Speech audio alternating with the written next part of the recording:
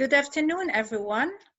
My name is Dania Khalilat Khatib. I'm an affiliated scholar at Isam Faris Institute, and I have the pleasure to discuss with you this afternoon the issue of the Caesar Act and its implication on Syria.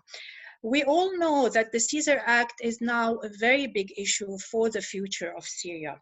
In this respect, I have four distinguished scholars with me, four distinguished researchers. They are from Russia, the US, from Syria, and from Europe. I have with me Ambassador Mike Otte. Ambassador Mike Otte, he's a former ambassador. He has taken diplomatic posts in the Middle East, in Europe, and in America. And he also is now the Belgian Special Envoy for Syria, and he's the VP of the European Institute for Peace.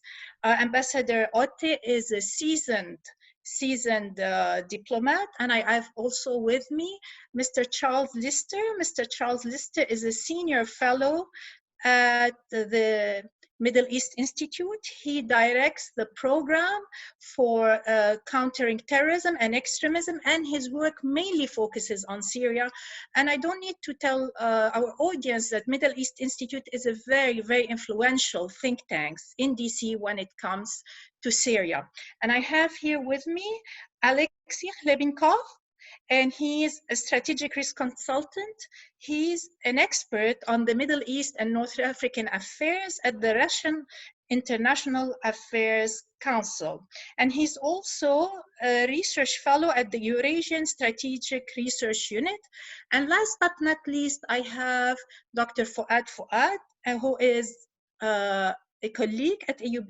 He is an associate professor at the public health practice, and he co-directs the Refugee Health Program at AUB. And also, he focuses on refugee, on displaced people who are displaced forcibly. And himself, he's Syrian and he's a refugee. He's someone who had to leave his country when this crisis erupted. Just a small background for our audience. About the Caesar Act. The Caesar Act was signed in December last year, and it came to effect in 2020, June 2020, after 6 months after it's been signed by President Donald Trump. The Caesar Act is an act that came after an officer from the Syrian army. He defected. He was responsible for taking pictures of the corpses that had been subject to torture. He took with him 55,000 pictures, and he defected the Syrian army, and he went to the US. The pictures have been authenticated, and based on it, the law was signed by the Congress, was brought up by the Congress to render the Assad regime accountable for violence against Syrian people. And hopefully the act was brought up, Civil Protection Act, to put some pressure on the regime to lead to a solution to this conflict in accordance to the UN Resolution 2254.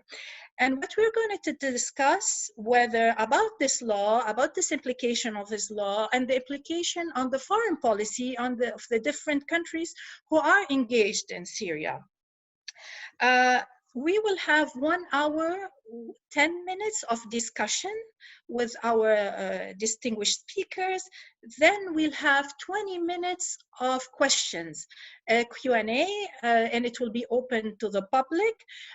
Please, when you have any question, you can put it on, there is a Q&A in your screen. And also, if you're following us on Facebook, you can put it in the comments and it will be sent to me. Please make sure that your questions are concise, clear, and straight to the point. I'll start with the first question to Ambassador Mark Otte. Ambassador Otte, it's a pleasure to have you with us. Thank you very much.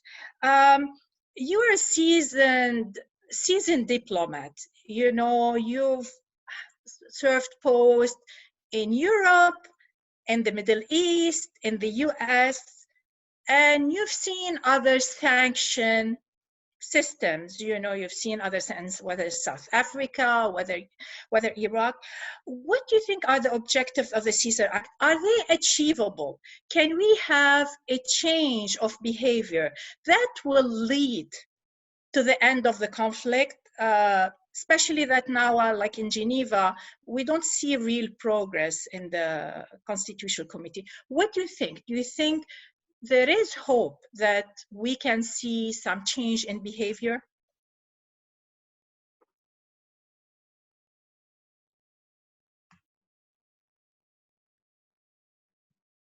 It's muted from the ambassador side. Yeah. Sorry, you hear me now? You hear me Yes. now? Yeah. Hello. You hear me now? Okay. Thank you. Well, thank you for inviting me, and thank you for associating me in this discussion. I think the Caesar Act is like any sanctions regime meant to influence the players against which sanctions are targeted. And the stated purpose of the Caesar Act is to have, to target people, to have accountability for people who have committed war crimes and who are responsible for the situation in Syria. There is obviously an intention to induce behavior change, that is to not only punish but also try to encourage those who are targeted to change their behavior. You're right that the situation, the political negotiations in Geneva are not going very far at the moment. But these sanctions are destined to make it obvious first who's responsible for the situation in Syria, for the Syrian people. And they accompany sanctions by other players like the European Union, also meant to enforce principles like the respect for life, human rights, humanitarian protection, and so on. So whether they will have an effect remains to be seen. It has just been put in place. It has targeted a few individuals. It's supposed to be also implemented gradually. There are exemptions, or there are provisions in the act that gives the president, for national security reasons, the power to lift some of the sanctions against some people or some categories of sanctions, which means that it is the introduction or the opening door to the possibility to see behavior change and therefore lift some of the sanctions. Whether that will happen remains to be seen. It will also have to be looked at from the point of view of the regime, but also of the support of the regime, Russia and Iran in particular. And my personal belief is that when it comes to American sanctions like the Caesar Act, behind that there is also the maximum pressure exerted on Iran. That is one of the goals of American policy in this region, and the state objective of the US administration is to defeat the Islamic State, to get Iran out of Syria, and to go to a peace process according to 2254, the UN resolution that was adopted in Geneva. Thank you, Ambassador Otte. I want to go now to Charles. What do you think, Charles, that since, from an American perspective, since you are based in DC, what did they have in mind? What do they have in mind? What do the American policymaker have in mind? We know that the Congress is very much united over Caesar. It has a lot of support in the Congress. It has the support in the White House. What do they have in mind? Are they thinking that the regime can change? behavior, or is it more as Ambassador Otte signaled, that the pressure on his supporters, like Russia, is it a Caesar Act for Syria, or is it a Caesar Act for Russia and Iran? And not only Russia and Iran, whoever deals, because we know also some of the US allies deal with Assad regime. So thank you so much for the question, Dania, and thanks to AUB and Islam Faris Institute for having me for this important discussion. I think you hit a few important points. I mean, the most important thing to bear in mind is that the Caesar Act has been in the works for 3 or 4 years. And so obviously Caesar defected a long time ago, and as the legislation has been designed and reworked and negotiated, Syria has found itself in different situations 3 or 4 years ago than it did today. The original intent is in its name. It is a Civilian Protection Act. It is aimed at cutting sources of finance that the regime depends upon to continue to fuel its war machine. And so the original intent of the Caesar Act was to limit the regime's ability to continue to indiscriminately bomb civilians, to incarcerate and mass disappear communities and populations. And I think as time has gone by and as the legislation has evolved and as the situation inside Syria has changed, some additional elements of sort of policy objectives have been sort of added, largely opportunistically. I don't think it's changed the legislation itself. But we are in a different place in Syria now. The regime has survived. I don't necessarily call it a victory, because I think the victory that it has won is its own challenge, is its own new challenge, but it has survived. No one's talking about the removal of Bashar al-Assad anymore in a particularly serious fashion. And so now, from a US perspective, the rhetoric is talking about seeking a behavioral change in the regime. And I think there is a hope that in this new dynamic in Syria, in which the regime still doesn't control all of Syria, there's still at least 30% of the country, and a very valuable 30% of the country that isn't in the regime's control, but where we have this somewhat delicate status quo on the battlefields. The US is still there. The Israelis continue to challenge or defeat Syria's territorial integrity. The Turks are, I think, in northern Syria to stay. When we're in this delicate status quo, and most importantly, Syria is mired by an unprecedented economic crisis, the hope is that this might induce a change of calculus inside Damascus. Now, me personally, I don't think that's going to happen. I think we have nearly a decade of precedent now that the regime is not going to change its view or perception, and it's certainly not going to negotiate its own surrender or erosion.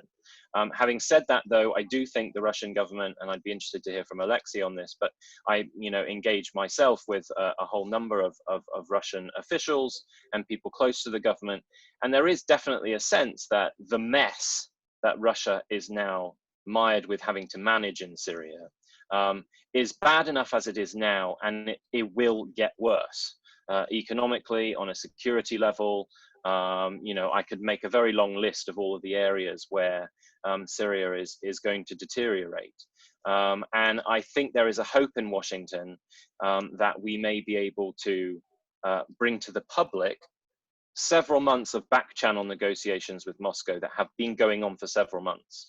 That creates some form of a formal political process. Now, it may not be a Geneva Syrian to Syrian process. This may be an external one between the US and Russia that then eventually brings in other players and essentially enforces a settlement on Syria. So it may not necessarily be the one that many Syrians want, but I think that's also where we're directing ourselves.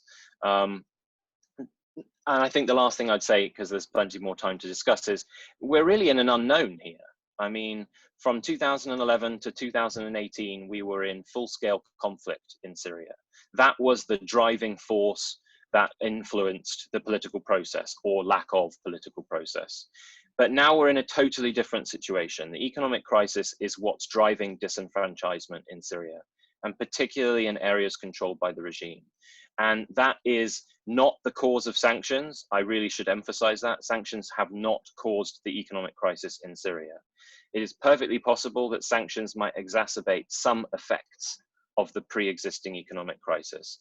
But the cause was crisis in Lebanon, the financial crisis in Lebanon, the restriction of access to the US dollar in Damascus and in regime areas, and of course 10 years of prioritizing warfare over looking after the economy by the regime. And I think taking all of that into account, if the Caesar Act had come into force in 2016, I think there'd be a lot of skepticism that it was going to do any good. But we're in 2020, and I think with all those new dynamics in play, there is at least a better chance that it might influence the decision-making in Moscow, I think particularly, than it would have done 4 or 5 years ago, where the conditions were very different. So it's an open question. I don't think anyone knows for sure it's going to work. And if it doesn't, then we come back to what, for now, the Trump administration is saying, which is that this is an attritional strategy. We can keep this going as long as we want, but there is no way that the Assad regime is going to be given breathing space to either continue to suppress its population or to try to acquire a rehabilitation on the international stage. And so for now, this is law in the US. This isn't going to be repealed in 6 months' time if the Biden administration is elected. This is law.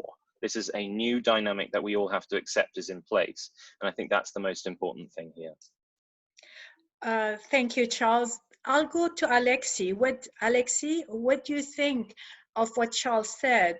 That it is, first he said that it's not the Caesar Act that's causing the demise, the very harsh economic condition. It's the regime itself that caused it. And I want you also to comment on what President Putin said, that he considered the Caesar Act illegal. So why does he consider it illegal? And what do you think what Charles said, that it's not the Caesar Act that's causing the situation we have today, it's the regime itself? Well, thank you for the opportunity to be here with such a distinguished fellows. On the first question about the cause of economic crisis, of course, it is a whole set of different factors. And Caesar Act, as Charles rightly mentioned, only catalyzes and enhances existing conditions for that.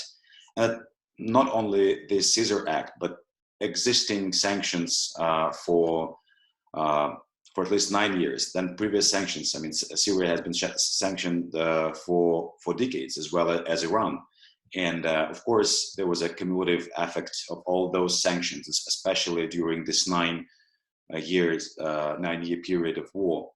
And of course, the Caesar Act only makes it harder for the country's economy to deal with this.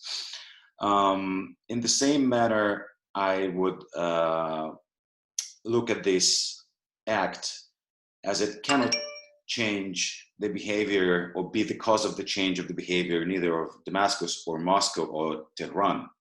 Because what might change Moscow's behavior and Tehran's behavior is the actual change on the ground. And if we consider that this is the economic crisis and deteriorating socioeconomic situation on the ground, so that's what might change the rationale. And if we all agree that it is not the Caesar Act which caused in the first place that situation, so it also has no power to change or ability to change those behavior in Moscow or Tehran. But getting back to the deteriorating socioeconomic situation, we also need to keep in mind the deteriorating humanitarian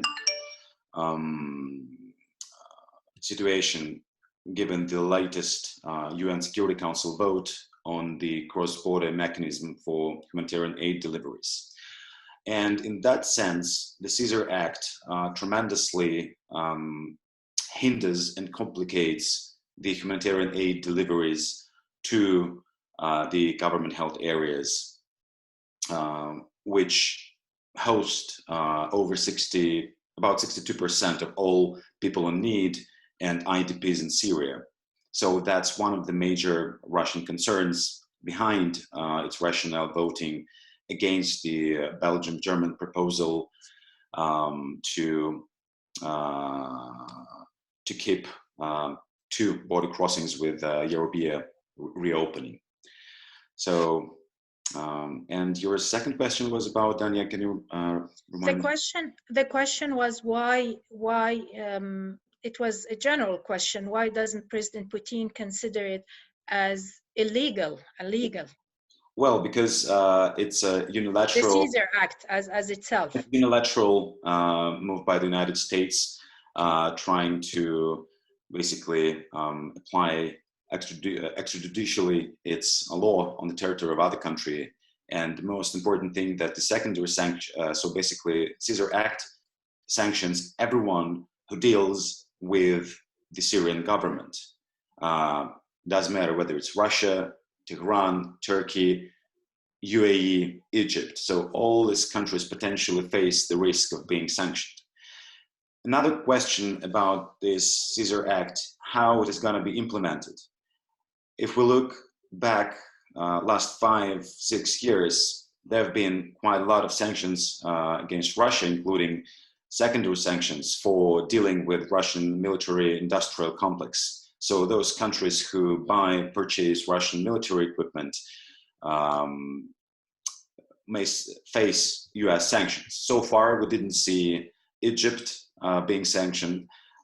India, Turkey is also kind of, so it still needs to be seen how the US will proceed with technicalities of sanctioning its allies, basically. And that's an important question to follow, important issue to follow. Okay, thank you. We'll go back to this point. This is very important point. How serious is the US in sanctioning not only foes, but also allies? Because would it want to put itself in a confrontational position with its allies? But now I want to go to Fuad, because Fuad himself is a Syrian who left his country. And I think he has the one real experience on the ground. Fuad, what do you think will be the effect of the Caesar Act? And given the fact that that is going to put pressure on the regime, of course it's going to affect the people. Is it worth it? Is it worth it? Does the benefit you get from Caesar Act for like letting the regime behavior compensate for the effect it has on the people? Well, thank you very much. Thank you for inviting me. Thank you for Isam Faris and colleagues now on this panel. Well, again, thank you for having Syrian voice, at least in this discussion, because it seems now, which is, yeah, we should admit this is the reality, talking about regional and international actors, you know, but where's the Syrians in this discussion, you know? Given that the main actually impact and effect will be on Syria themselves. Back to your question about the issue. We all know Syria, Caesar Act is not the only sanction that was actually applied on Syria in the last 2 decades. You know, starting from 2002, 3 till 2012. Many sanctions on individuals, on entities, Syrian individual and entities. Maybe the new one, in this, the new issue in Caesar Act is that the sanction on the third country, individual and business activities. So this is the new in this the entire story. But as Charles mentioned, a while ago, that talking about the this act now is a bit outdated. It's things on ground change, and now we're facing different challenge, different actually questions. What about Syrians themselves? Before the act, more than 80% of Syrians were under the poverty line, not just because of the long list of sanctions, definitely, but because of the war itself, because of the policy of the regime itself, in that the destruction, attacking, the economic behavior, the corruption. So the long list, actually, it's not even new. It's even before the war. Such a sort of damaging, the economy, ended up with the war to have like all Syrians, more than 80% are under the poverty line. So the question is, will Caesar Act target the 20% of Syrians? I think those will be protected for many reasons.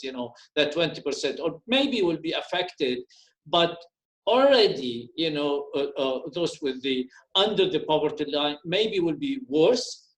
But I don't think that the Caesar Act is the main reason, as you've mentioned, to that. So the question is, why Caesar? You, Alex, and Charles, mentioned, that maybe the main goal is to talk to Russia, to put pressure on Russia and Iran. But again, how that will affect Syrians? It's clearly in the last few weeks, even after June 17, Russia and China vetoed to cut the number of border crossing, from many crossing borders to only to one.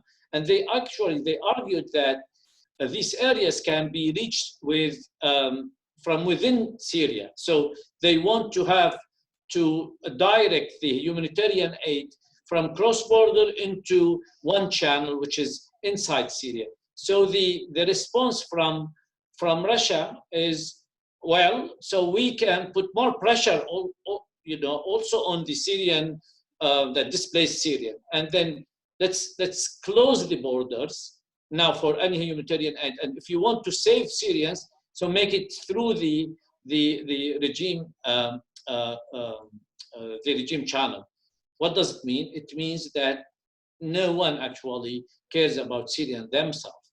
And just few days ago on Wednesday, there's another military agreement or deal between the Iranian and the Syrian regime. So it seems that this act will not, I don't know if the political solution is the main goal, or to push toward political solution. So the question is, what does it mean, political solution, for these different actors? It's not the same for the Russians, not the same for Iran, not the same for Turkey or America, and definitely not the same for these different factions of the Syrian oppositions. The only one who's outside the whole formula is the Syrian people themselves, who choose either to leave out. So 55% now of Syrians are out of their place, either internally or displaced, or actually to try to observe, but with huge failure, to observe such a sort of burden of this different sanctions and behavior over their shoulders. I will stop here. I think that there is a lot to be said on that, and it seems for me only one issue here. It seems the Trump administration and actually even with the Syrian allies, they decided to sink the boat, with the boat, not just the Syrian boat, but it seems now with the Lebanese boat also, targeting the regime and the people themselves. So to finish the whole issue by doing, that's the worst issue to in my point of view, is people will pay the price forever. Thank you. Thank you, Fuad. Fuad and Alex, you mentioned there's two points I want to discuss again with Mark and Charles. I want to discuss with Mark the issue of humanitarian aid. While Alexei is saying that the Russian stopped the German, Belgium proposal to open 2 crossings because they think a lot of the aid should go to a regime-held area, where Fuad is saying the the aid that's going through the regime is using the aid as a point to pressure the opposition. And I heard last month there was the Brussels 4 by the European Commission, and in one of the sessions there was one civil society organization that said 73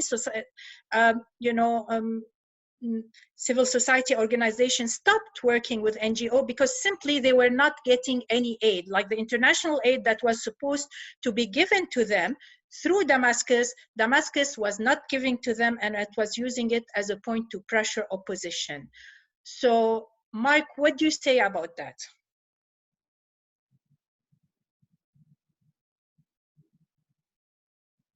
I think he's, you need to unmute. Sorry. Is it okay like that? Okay. No, I think it's a well-known fact that the regime has been confiscating, even destroying some humanitarian convoys. And the fact that the cross-line procedures have really slowed down because of bureaucratic delays, about confiscation of some of the medical equipment, the cross-line facilitation. So that is a problem that has been recurrent, and when Belgium and Germany defended the opening of more cross-border conduits, well, it was on the basis of the analysis of the UN humanitarian organizations. What will happen now through a single cross-border passage is simply that it will slow down humanitarian aid. While the sanction regimes by the US and by the European Union and its member states has always been to give exemptions for everything that is humanitarian aid. You can't hear me? We hear you. You hear me? Yeah, we hear you. Okay, good. So whether this can be, some of this can be improved or done better, yes, it's certainly the case. One of the thing we have to rely on is the monitoring by the humanitarian organizations, and to work more closely with the local communities and the people on the ground, who are certainly better equipped to give priorities about their needs. And that's all the confusion that continues to exist, for instance, when it comes to reconstructions or resilience. For a local community to be able to rebuild their water system is not reconstruction, it's simply surviving. And I think we should give more trust. You mentioned the intervention of the civil society in the Brussels conference. It is the future that we need to go to. It is to work with Syrians that are on the ground and in control of what is happening in their community. And I don't exclude for that to work with communities under the control of the regime. It is possible. It has proven to be possible. There's a bit of bureaucratic resistance from big aid agencies, but I think it's working, and it is the way forward. Like it is the way forward in other places like Lebanon or Iraq, where governments are failing to deliver services. But it's a change of vision, a change of doctrine by the aid agencies and the donor countries that it's also necessary.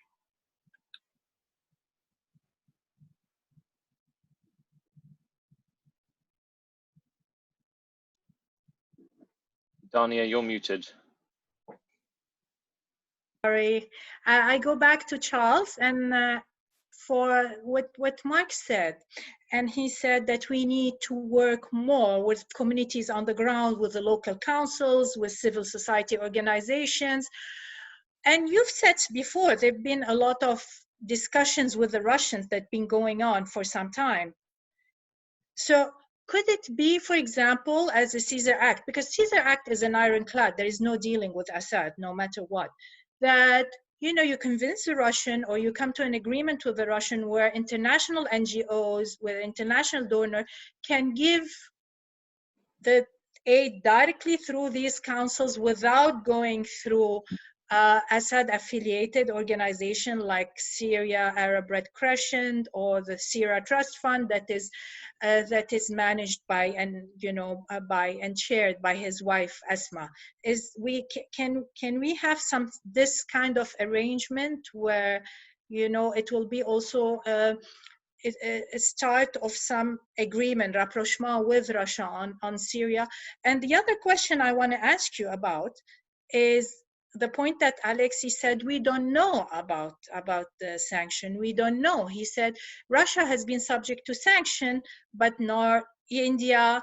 India has not been sanctioned, and Egypt were not sanctioned. Do you think, for example, the US now in this situation is ready to sanction countries like Egypt? The UAE 2 years ago, they opened an embassy in Damascus. Last year, there was a delegation of business people who came to the UAE, and then they visited, there was a trade fair.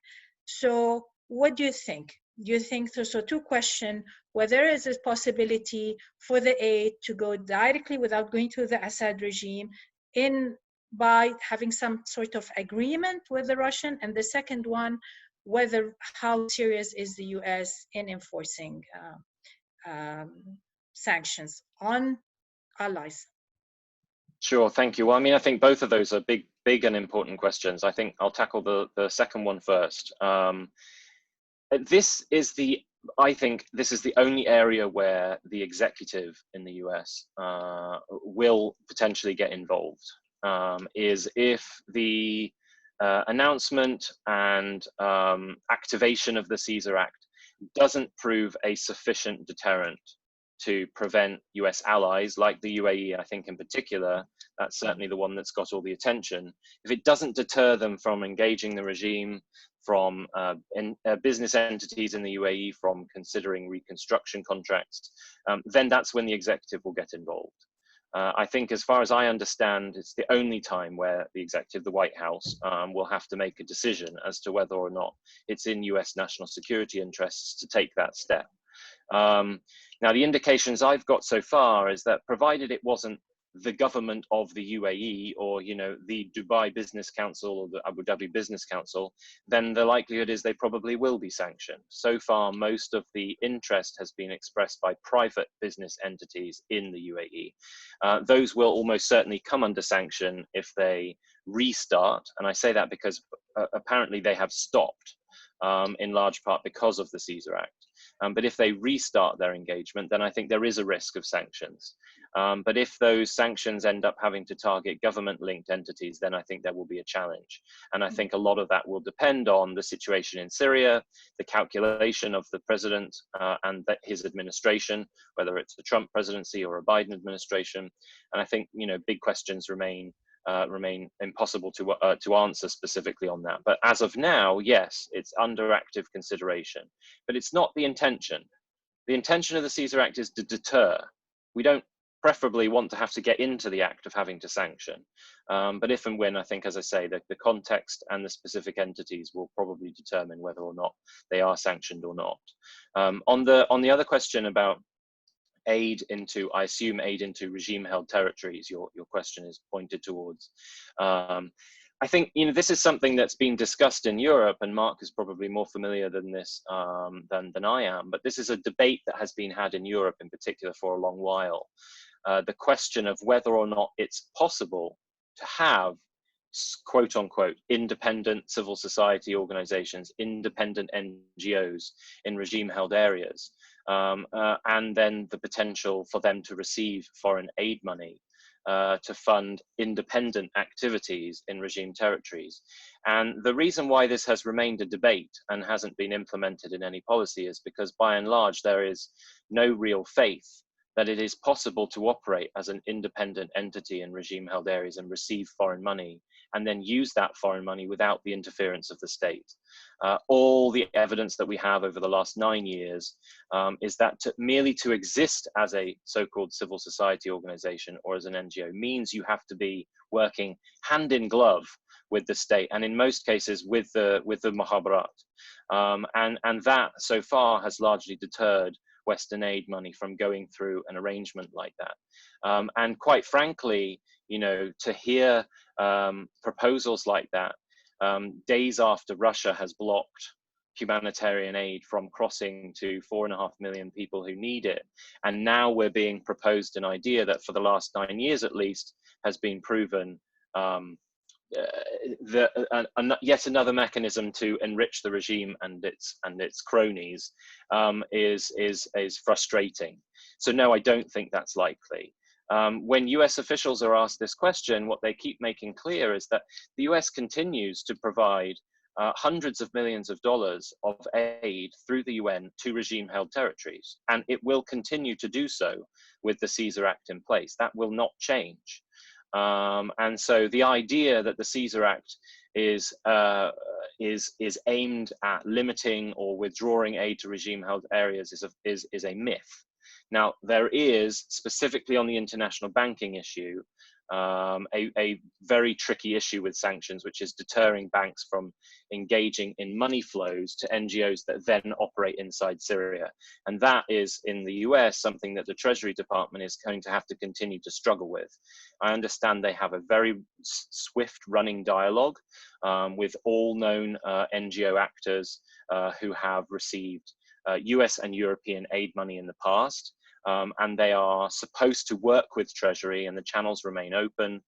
In fact, I was in a meeting a week ago where all of the contact details were provided again to continue to assure that banks aren't deterred from engaging with those legitimate transfers. But it's a tricky issue, and there will be hiccups, there will probably be a cost, but that's likely what's going to remain.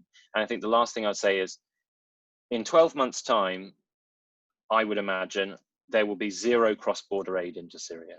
You know, we have Bab al-Hawa now for 12 months. And after that, I don't think that the Russian government or the Chinese government are going to allow that to be, continue through another UN resolution. That then means we have 12 months to figure out how we continue to provide aid and assistance to those in need who won't be living under regime control in that time. And now there is a very active discussion about returning to what we were doing before UN Security Council resolutions permitted us to provide aid cross-border, which is that we just did it anyway. And there are numerous international legal justifications for doing so that would not be, in at least the large consensus, would not be considered a prohibited act. But the preparations theoretically in people's heads are already underway now to prepare for that scenario in a year's time. Dania, can I comment on that? If you know, I think it's good to have this discussion around, you know, this point about the humanitarian aid, and I will link that with what Charles mentioned about the issue of the civil society in Syria and the issue of independency, to say. I mean, as a Syrian, and you know, like many other people inside Syria, knows that, you know, there is no independent civil society in Syria, and it's not news. This is since 70s. So any NGO need to be registered at the Ministry of Foreign Affairs, and that means they should go to the Mukhabarat and get the approval from Mukhabarat. This is a long list, and definitely they don't have control, these NGOs or civil society, on their account, on their financial account. So that should be also under the control of the government. So we need to not to keep that sort of and a sort of a potential solution to work around this. This is it will not be, regardless of some NGOs trying to work with very good willing to help people, definitely, but either they are very small, and even if they want to get to support or to get some aid, they cannot do that because there will be a control on this issue from the government. So there's no way to go in that direction. So, and given the fact that the border will be closed totally in the coming few months, so it seems that the only access will be through the UN agencies. That's always happened in the last decades in Syria, and this is the problem sometimes. So we all know the system of UN in way that they have to deal with the governments because it's a sort of state organization, and in that case ended up at the end that we're talking about this regime UN system versus actually people in needs, and then people will accept that. We know that happened with the UNHCR humanitarian aid. It's not just about preventing convoys, but even when allowing these convoys, many of that aid usually go through the regime channels, ended up with the corruption system to be sold to people themselves sometimes. So it's really a crucial issue. It's a very important issue. Thinking about definitely the political solution is something important, but the thinking about the humanitarian issue will be very difficult, and that will be another tool that the regime will put on pressure themselves, on people themselves. So it's really important to think what can be done in the coming, and this is an urgent issue. Cannot wait till we have the problem. Already people now in very dire situation, and already we're talking about starvation in some places. Already we're talking about the collapse, not just in the infrastructure, but actually even in the daily base situation. So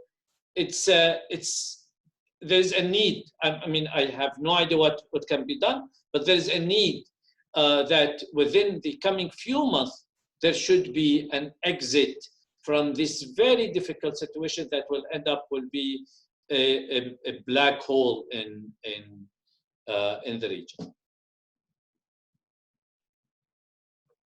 Thank you, Fuad. Thank you very much. I want to ask Mark now. Mark, on what Fuad said, that and what Charles said. Charles saying it that in 1 year we'll not even have any crossings. And that's very disturbing. First, it's disturbing to think that in 1 year we won't have a solution, hopefully, because the Caesar Act is supposed to push for a solution in a few months. And in next year, which is in a few months, we are expecting to have 9.3 million people who will face food insecurity, which means 9.3 million people will not have enough food to survive. So, and I know the refugee issue is mainly an issue for Europe, because if there is more refugees, they will have to end up in Europe. Refugee waves, they end up in Europe. So what is Europe doing to prevent another wave of refugee, to prevent this famine? Is there any strategy that Europe is adopting, given the Caesar Act, given all these restrictions, and given that in 1 year we won't probably have any crossings? Well, first of all, as far as the crossings are concerned, I would agree with Charles that eventually, we'll do it anyway, like it's already being done now in the northeast with the help of the Kurdish government and the Kurdish province of Iraq. When it comes to sanctions, I repeat, Europe also has a system of sanctions. It's not the Caesar Act, but it's also unilateral sanctions, and with the same sort of exemptions for humanitarian deliveries all over the place, whether regime control or not regime control. When it comes to refugees, I would say that I'm not too worried about refugees for Europe. I think the countries that are hosting the majority of refugees are the neighboring countries. Lebanon, Turkey, Jordan, some in Egypt also. So the refugee burden for Europe is bearable in terms of managing that, and the agreement with Turkey remains valid at the moment. All the tensions with Turkey are a bit increasing because of other reasons and because of behavior of Turkey in other places, like in Libya, for instance. But it doesn't. I would, at first sight, share Fouad's view that we're going towards a black hole in Syria, and that we will have to manage a long period of crisis management and no solutions, no definite or final solution. And that's where all this discussion about sanctions or not sanctions need to be broadened to the notion, is there a strategy behind the sanction? I believe also that Russia and America are talking informally but seriously. I believe Europeans should also acknowledge that there are a number of other people that control the situation on the ground, and that's to be dealt with. So, feelers to Moscow, and certainly not what Russia is doing. We will have to listen to what the Russians are indeed maybe thinking or proposing. There have been noises in the Russian media about Moscow being now dissatisfied with Assad and not looking for regime change, but maybe person change. The discussions that have been taking place with the Alawites community are another sign. So this is not a time for dropping the ball. This is a time to pick up the ball again, and in coordination with the Syrian opposition, in coordination with the Syrian people that still have a word to say about that, including in the refugee communities. I think the diasporas of Syrian people are not inactive, whether in Europe or in other places, and the strategy needs to be developed maybe on a transactional basis, but it is the only way out if one wants to finish the misery of the people and also look at the potential economic implosion that we are facing now in the region, which is not limited to Syria. Syria is the epicenter, but Lebanon, Jordan, Iraq are really threatened by the collapse of the economic system in the region. So it needs a broad strategy.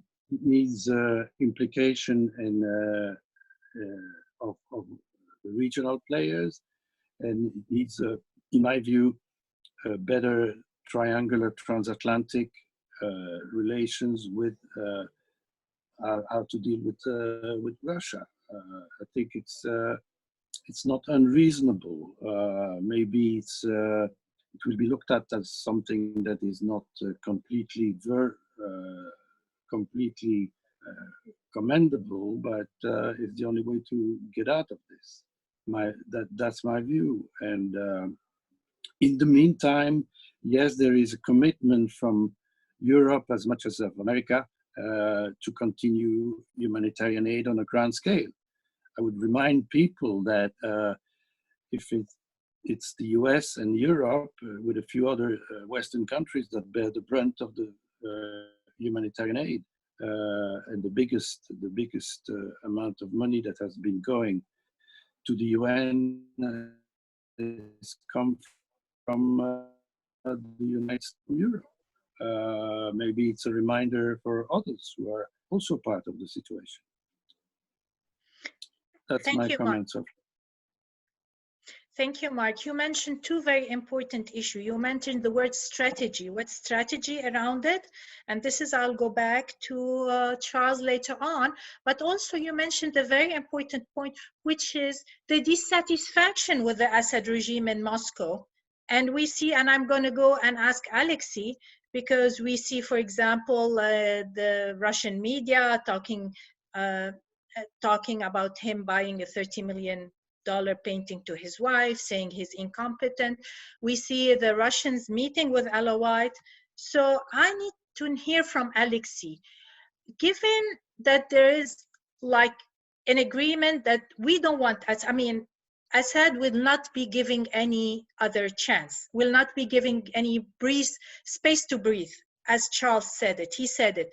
With Assad will not be given any space to breathe. Given you've read like almost a dead end with Assad when it comes to the international community, will now Russia think of changing its policy towards Assad, like being more flexible on changing Assad, as what Mark was like alluding this might be? So what do you think, Alexei? Do you think we have a change in policy from Russia towards Assad? Well, thank you for this question. Let me first continue on the previous discussion because I didn't have a chance to intervene here, and then I'll get back to this question about the humanitarian aid and the cross-border mechanism. And I want to clear myself in my previous intervention when I said about Russia wants humanitarian aid going to flow into the regime-held areas.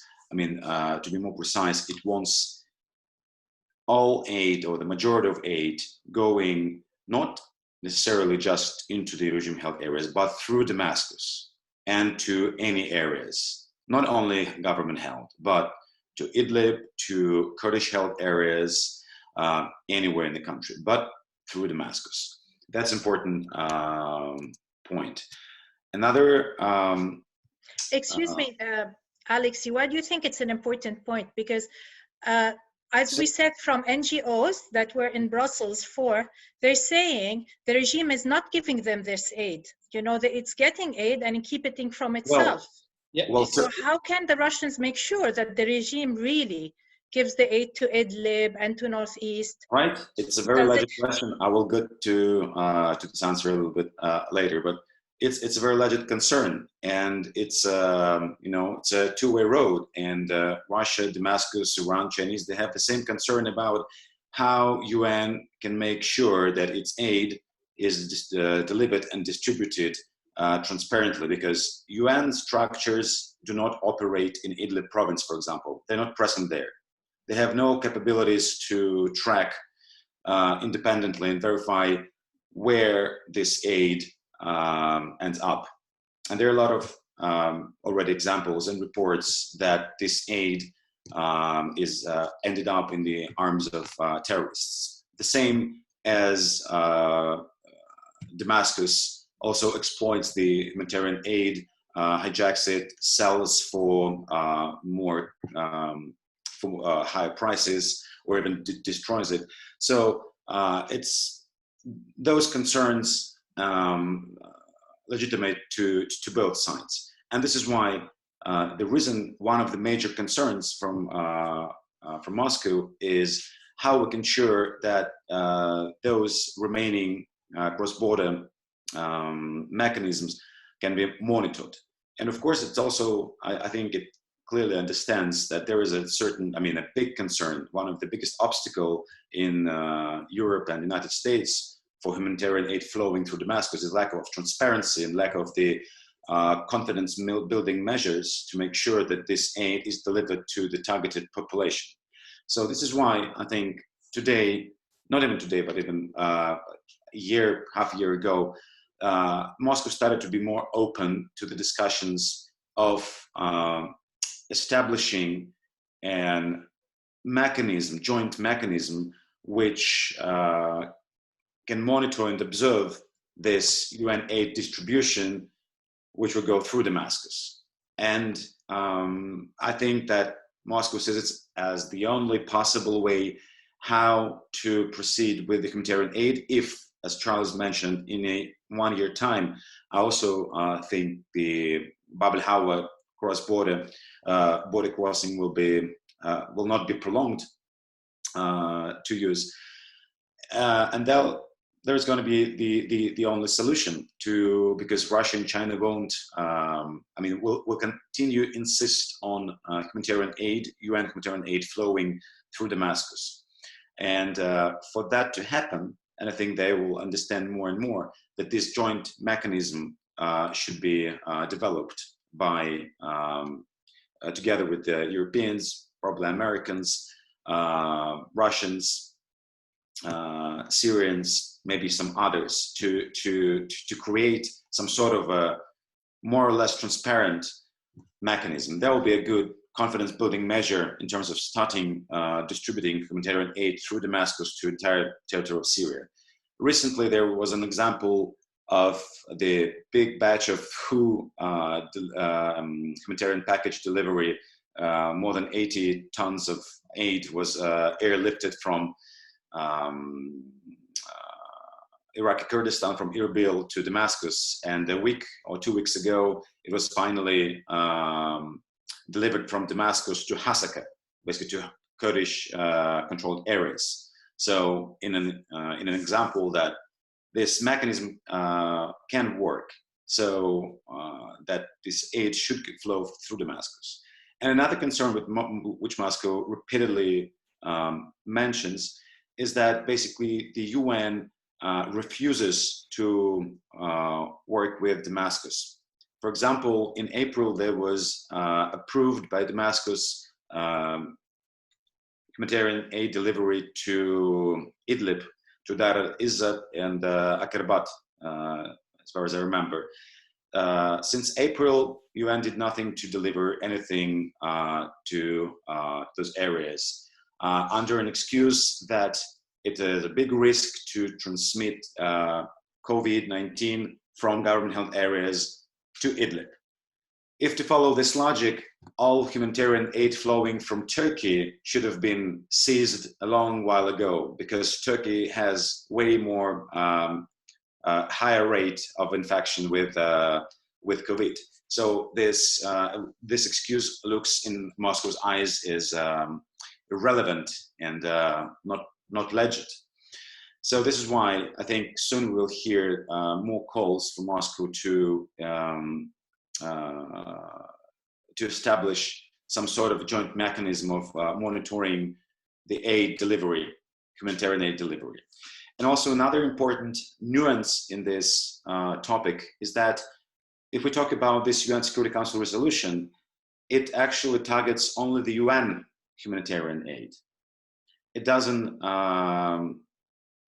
target the aid which is flowing with other NGOs, because other NGOs work with dozens of different border crossings along the Syrian-Turkish border, and there is no problem with that aid flowing there. So we're talking here just about the UN humanitarian aid. So yeah, and coming back to Daniel, to your question on whether Russia can shift or change its policy towards Assad. In the first place, from the very beginning, we should remember Moscow was never behind like a person. So it's not about Assad, it's about the existing state structure, the existing regime. Yes, Assad embodies this existing regime, and he's the only figure right now with whom Moscow can deal. But of course, in the future, there might be different scenarios. We cannot know what is in the heads of decision makers in Kremlin, but definitely, definitely there are certain. So the recent reports about the meetings with Russian diplomats and representatives of LOI diaspora, I don't think we should, exaggerate this and think that Russia is ready to change its attitude. It's the same as Moscow meets with representatives of different opposition platforms, Cairo, Moscow platform, opposition based in Riyadh, so opposition based in Qatar. There are a lot of contexts going on, and it doesn't mean that Moscow is ready to basically abandon Assad and then seek for a new candidate. I don't think this works like that. About the cost, which or a burden which is increasing in recent months and will continue increasing. Well, Moscow has already invested quite a lot in over the last 5 years in this conflict. And make no mistake, Russia is in Syria to stay for at least 49 years. So that's the duration of the contract of the agreement to lease the two military bases in Khmeimim, Lataki and Jabla, and Tartus, the naval base. So I don't think that Russia will abandon or kind of decide to change its attitude, sacrificing what it acquired in the last 5 years, something which it had been persuading for since the collapse of the Soviet Union, basically, because Russia was the only power missing without bases, military bases in the Eastern Mediterranean and Persian Gulf. UK, France, United States, even Turkey have military presence there. Finally, Russia acquired its own bases there. So I think that is important to keep in mind when we talk, when we think about how whether Moscow is ready to, to become more or less flexible on that. And also, don't forget that Moscow is might seem less flexible as it is, because Moscow might not necessarily have a capacity to exert its pressure on Damascus to make it do whatever it wants. Relations between Moscow and Damascus doesn't work like master proxy relations. It cannot say you do this and Assad will do that. No, there were dozens, like a lot of different cases where Damascus actually sabotaged Moscow achievement which Moscow made with the United States and Syria, with Jordan, with Israel, with Turkey. So Damascus is a hard partner to have, and that's natural when you have ups and downs in those relations. And regarding your referral to the recent wave of criticism in Russian media, I don't think it is a reflective of the moods in Kremlin, among the decision makers. Definitely, I mean, I don't think that Russia ever tried to hide its. I mean, that Assad is not a very easy partner to have. So, and it's natural when between partners you have quarrels. I mean, look at your NATO allies, Turkey and United States. A recent encounter between two NATO allies, Italy and Turkey, in Mediterranean. So it's it happens. So I won't exaggerate those developments and think that they indicate a pivot in Moscow's policy towards Damascus. Thank you, Alexei. I think we can still have more time because we only have 3 questions. So I'll take some time to continue the discussion. Charles, I want to go back to you because you know, I told you, what if we discuss, you know, you give aid through NGOs and not go through Assad? And you said, you told me this gets me frustrated because we've been working on this for 9 years and it doesn't work.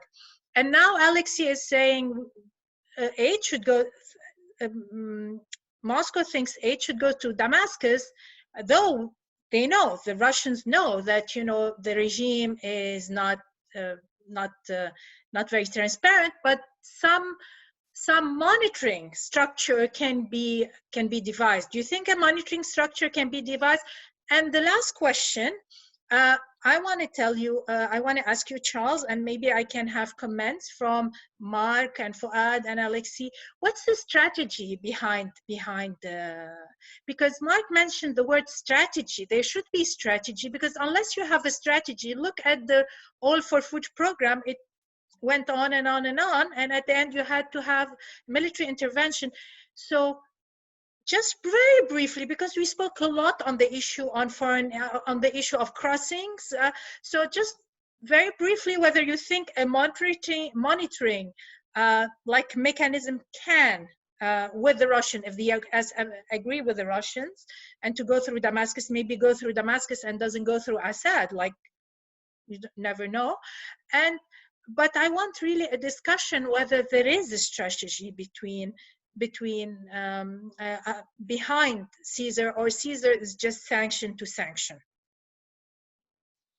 Okay, thank you, Dania. I think, so I'll tackle the monitoring mechanism first. I don't want to be, you know, sort of overly flippant, but I think it would be excellent to have an international monitoring mechanism to monitor in great detail how the Assad regime diverts aid away from those most in need. I think the international community would be delighted to have that mechanism. But the practical likelihood of having a fair and transparent monitoring mechanism operating in Damascus that wasn't controlled or interfered with particularly by the regime, but also potentially, frankly, by Russia, is extremely unlikely. I mean, there have been demands on and off over the last 9 years to have exactly that. There have been huge complaints from within the UN and from within the international community at the lack of transparency, at the UN's inability to fairly or justly distribute aid across Syria for the last 9 years. And so I find it somewhat ironic to hear these calls coming from Russia now, after 9 years, at the point at which they cut humanitarian aid from 4.5 million people in northern Syria. I don't want to be, you know, overly tough about this, but it's hypocrisy. You can't remove aid from those in need and then suggest implementing a monitoring mechanism that will limit your proxy's ability to control the provision of aid outside of its own territories, or to communities who it suspects might be in opposition to it, when we have zero precedent that will work, or that could work, or it's going to ever happen. So yes, in theory, I think it would be fantastic. But I don't think there is an interest, well, I know there's not an interest in Damascus to see that happen. And quite frankly, given Russia's policies on humanitarian aid elsewhere in the country, I don't think it's in Russia's interest either. I think the geopolitical game at play here, quite frankly, is to restrict aid to communities who are in opposition to the regime, and to force them in another way to consider quote unquote reconciliation. Which, when you look at somewhere like Deraa in the south of Syria, doesn't seem to be going all too well. So I think this is just another tool in the toolkit to place further pressure on communities who are in opposition to the regime, and on the international players who are supporting or propping up those communities. And as to the question about strategy behind the Caesar Act, well, as I say, I think it's difficult to answer, because Caesar was first drawn up 4 years ago or so. Where, as I said right at the very beginning of this panel, the situation in Syria was very different.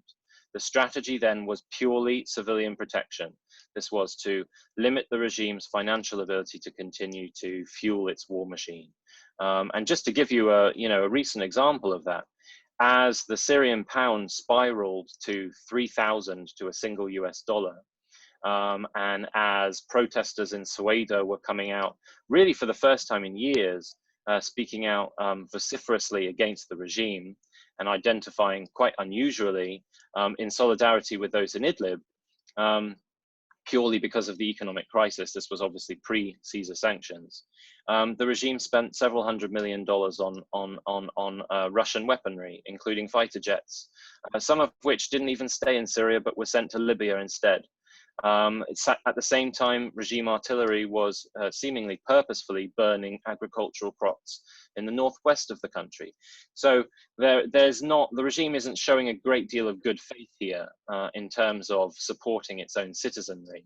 So to expect the international community to have to pay for that, which frankly we've been doing for a very long time anyway, is a tough pill to swallow too. Again, not to want to be overly flippant, but IKEA has provided more humanitarian aid than the Russian Federation through UN channels. And that's a pretty challenging pill to swallow too, amidst some of this debate. So strategy is difficult to tell. As I say, if you don't see, or if we don't see movement from Moscow or even from Damascus, as unlikely as that seems, then I think, or I fear, this will become an attritional strategy, and then we'll have exactly what Fouad is mentioned earlier on in the panel, which is a black hole. As I said very early in the panel, the trajectory of the situation in Syria for ordinary Syrians is terrible, no matter what corner of the country you look in, from a health perspective, from a humanitarian perspective, from a political perspective. And this is the real worry, is that we're at this crux point where the US is basically saying, you change or you as a regime are strangled, and you as Russia will have to deal with that. And the Russians and the Iranians and the regime are still saying, well, no, we're not going to budge 1 inch until you give us carrots to do so. And if that situation continues, then Syria is going to suffer a great deal more, and that's not in anybody's interests, frankly. Well, we're starting with a question. We're 6 minutes behind, so I want you to answer the question quickly. And on the issue regime change, behavioral change, I have a question from Karim Kolaylat, and he's asking, what does behavioral change exactly means? Charles, can you answer this? Is this for me? Quickly? Yeah. Oh, it's a good question. I think it could mean many. Talking about. Right. Well, it's not my policy, but it's what I'm told the policy is. I think it could mean many things. I think another way of asking that question is, what kind of actions could we foresee the regime taking to build some minimal faith with the international community? Some of that might be the release of political prisoners. Some of it might be a more honest engagement in the Constitutional Commission. Some of it might be holding a UN-monitored election, a presidential election next year. These are small, relatively small asks. From a strictly American perspective, it might be the release of the 6 Americans we know are in Syrian regime prisons, but who the regime continues to insist don't exist. So these are small initial asks, and then eventually we go to the bigger ones, which I think are much less realistic. The removal of all Iranian forces from Syria is a current condition on the Trump administration's list. I think that's never going to happen. But I think we need to start small and then build that up. But some of those small ones might be some interesting starting points from an American perspective. Okay. Can I comment, please? Can I comment? Yes. Sorry for interrupt, but I think this is really important thinking. I mean, I wish I could have time to also to argue with Alex about the issue of humanitarian aid, but that's a different story. But back to the issue of the regime change, and Charles mentioned to what he called it tiny issue, which is the detainees in Syria. From the Syrian perspective, this is very big. It's not even, we're talking about, 100,000 of many Syrian families waiting for their beloved, it's equal to their life, So even with this tiny issue from the perspective of the Americans, the regime, the Russians, I don't know, I mean, even with this tiny, the negotiation is stuck since years, and it will be also in the coming years in the same position. So then the question is, what is the strategy? Should we push again more misery for the Syrians, or we should find something? What could be the right approach? What could be the right strategy? You know, I think waiting for some good faith from the regime or from the Russian to deal with that, it seems the game is over in this and need to think differently. Otherwise, you know, I mean, I hope what Charles mentioned, that by showing this tiny issue, that could be a sort of beginning. But yeah, again, I don't think also that will be a movement that will be done by the regime. I mean, you know, this is really very bad, but yeah, that could be the position now. Because we have 4 more questions and I want to go through them, so please try to answer quickly. Thank you, Fuad.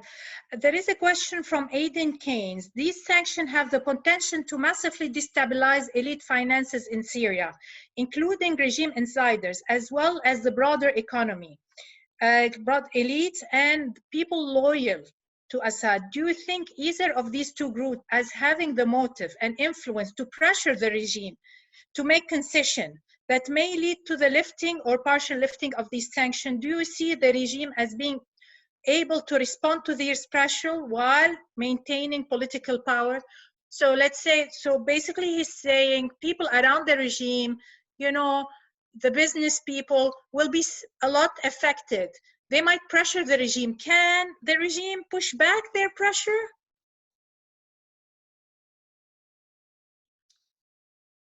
Alexei, do you think the regime can push back their pressure?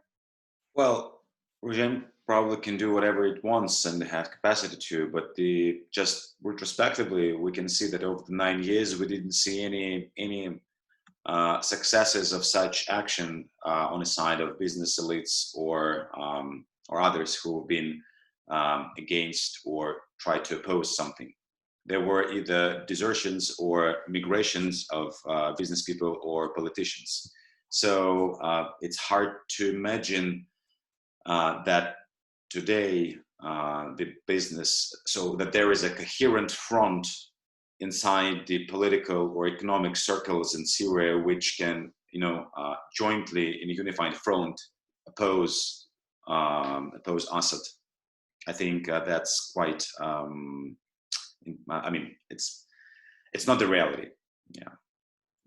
Well, I have 3 questions about Lebanon. Thank you, Alex. And also, can I please shortly jump into the again this joint monitoring mechanism? If I understand it's theoretically it's a good idea, but practically it's hard to implement. But also, I mean, think about it's from another side, whether UN, Turkey, Europe, and United States will be ready to introduce the same monitoring mechanism to Bab al-Hawa or to any other cross-border, to have Russians, Syrians, or someone else from the other side there to truly make this mechanism transparent, to legitimize in eyes of Russia and Damascus the work of these border crossings. So I'm just trying to explain how Moscow sees that. So there is a lack of confidence on both sides. On both sides. And there are a lot of facts on either side of misuse and hijacking of the aid and so on and so forth. Yeah, sorry. Okay. Taking time.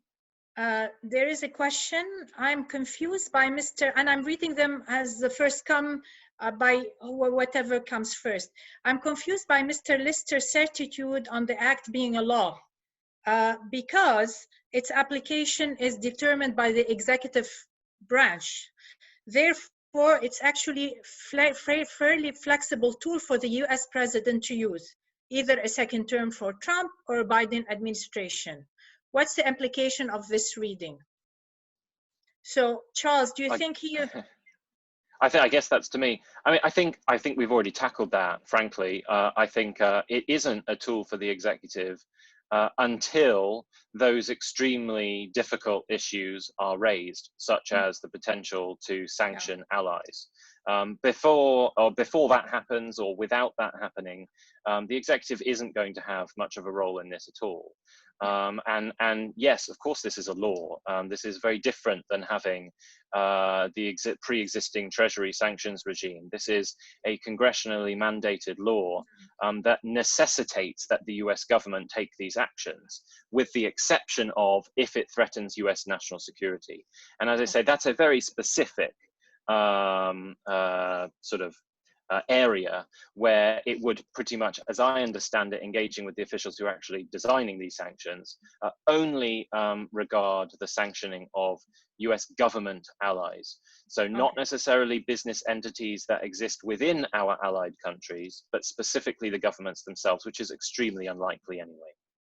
Okay, another question by Sidra Salahia, and whoever wants to answer it.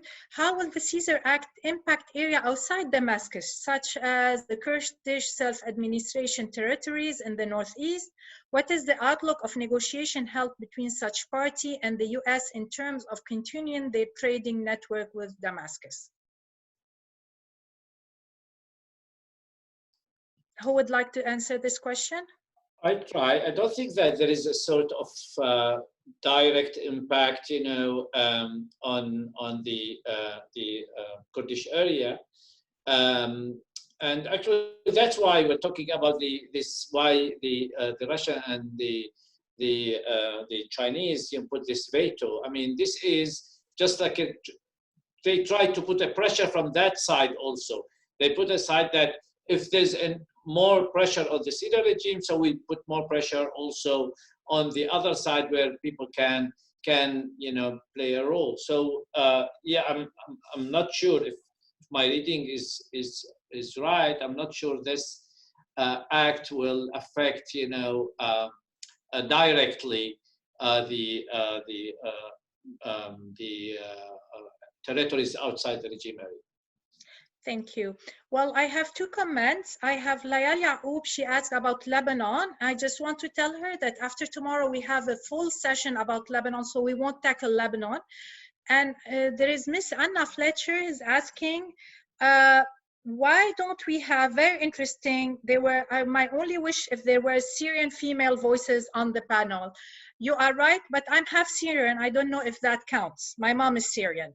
So, and the last question is by Rudaina Baalbaki. What is the likelihood of a new mechanism to set up other than Bab al-Hawa if we agree that aid through Damascus isn't feasible?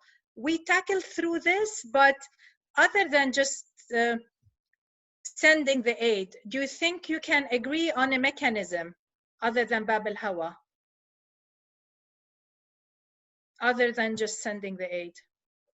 I think has been said, I think due to the geopolitical differences, I don't think there's going to be any form of agreement either through the UN or outside of the UN that will allow that to happen. If I could just touch on that Kurdish issue, the question that came up earlier, I think the one concern about the Caesar Act and the Kurdish administration is that it, in theory, forbids the SDF or the SDC from trading with Damascus.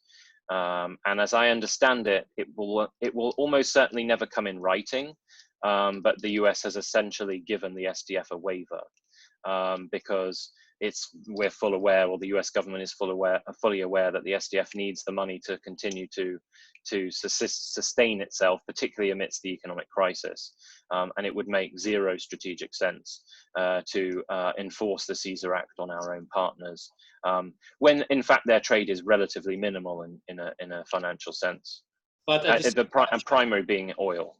Yeah, but Charles, that's this issue of illegal smuggling routes, that always is a way that between the Kurdish area and the regime. So I think the impact will be very minimal, so that will be, if any, of course, and that will be this sort of saying why there's no direct impact on the Kurdish area in that regard. Exactly, and Dania, sorry if I should just correct myself. I absolutely meant in no way to suggest that the political prisoner issue was a small one.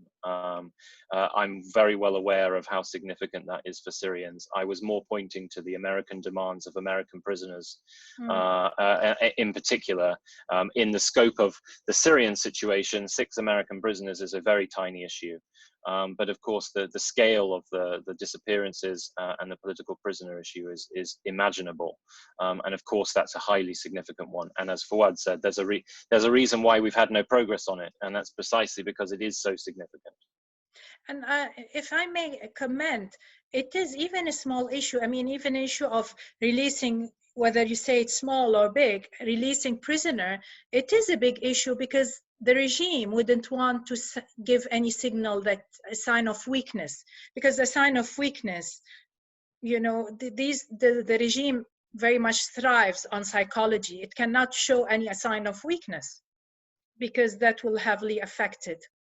Any last word before we conclude? Thank you very much, gentlemen. And I do agree, tomorrow for Miss Anna Fletcher, after tomorrow we'll have a female panelist. We had this time for male panelists, but after tomorrow we'll have 1 female panelist.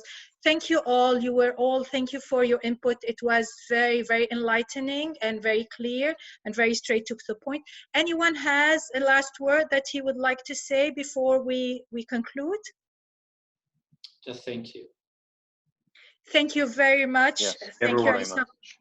Thank you, Mark. Thank you, Charles. Thank you, Alexi. Thank you, Fouad. And thank you for our audience for following us and for your questions. And we see you after tomorrow for the session, the Caesar Act effect on Lebanon. Thank you. Thank you very much. Thank you very much. Good rest of the day. Bye. Bye-bye.